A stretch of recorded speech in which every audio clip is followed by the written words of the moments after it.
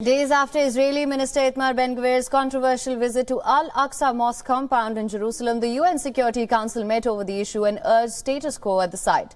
Israel, meanwhile, called the meeting absurd. The UNSC members voiced their concern at the emergency meet requested by UAE and China when the 15-member council met. Israeli and Palestinian sides traded barbs. Israel's envoy called the session pathetic and absurd and maintained that the visit by the minister was not an incursion. But Palestinian ambassador accused Israel of acting with absolute contempt and pushed for the Security Council to take action. Minister Ben-Gvir's recent visit to the Temple Mount was not an incursion into Al-Aqsa or any other fabrication that the Palestinians branded his visit as. Minister Ben-Gvir's visit was in line with the status quo, and whoever claims otherwise is only inflaming the situation. Jews are allowed to visit the Temple Mount, every Jew, including the minister tasked with the security and safety of the Temple Mount. It has displayed utter disregard for the sanctity of Palestinian life, the sanctity of international law, and the sanctity of Al-Haram al-Sharif. It does so with absolute contempt. What red line does Israel need to cross for the Security Council to finally say enough is enough and to act accordingly? When are you going to act? UN Chief Antonio Guterres has called for all parties not to take steps that could escalate tensions in and around the holy site. Senior UN official told the Security Council that Ben-Gvir's visit to the site was the first by an Israeli minister since 2017. On 3rd January, Israel's new Minister of National Security, Itamar Ben-Gvir, conducted a visit accompanied by heavy security detail to the holy site in Jerusalem. The visit was the first to the site by an Israeli minister since 2017.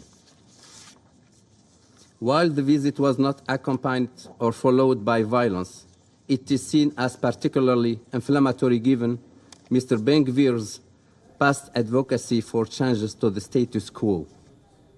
Now, under the current status quo, non-Muslims can visit the site at specific hours but are not allowed to pray there. Ben-Gvir's visit on the site on Tuesday drew a wave of condemnation not just from the Muslim world but from other nations, including Israel's ally, the United States.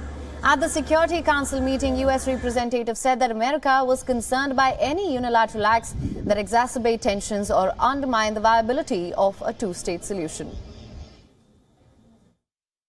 We note that Prime Minister Netanyahu's governing platform calls for preservation of the status quo with relation to the holy places. We expect the government of Israel to follow through on that commitment. Now, for more on this, our correspondent Susan Tehrani has sent us this report. Listen in.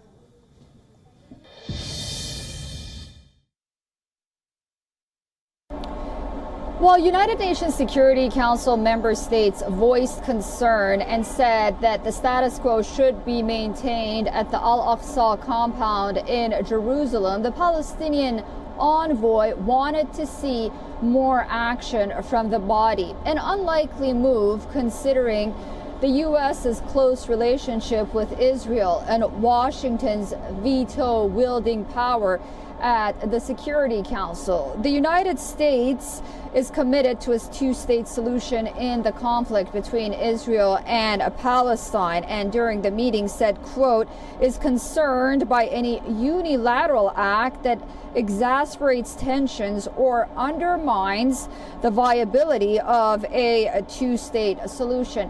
Meanwhile, UN Secretary General Antonio Guterres has also called for all parties to refrain from taking any steps that may, quote, escalate tensions in and around the holy site. One of the countries calling for this emergency meeting at the Security Council on Thursday was the United Arab Emirates, which, as part of the Abraham Accords, normalized ties with Israel during the presidency of Donald Trump here in the United States. And the last time Prime Minister Benjamin Netanyahu was leading Israel. Susan Tehrani reporting from New York for WION World is One.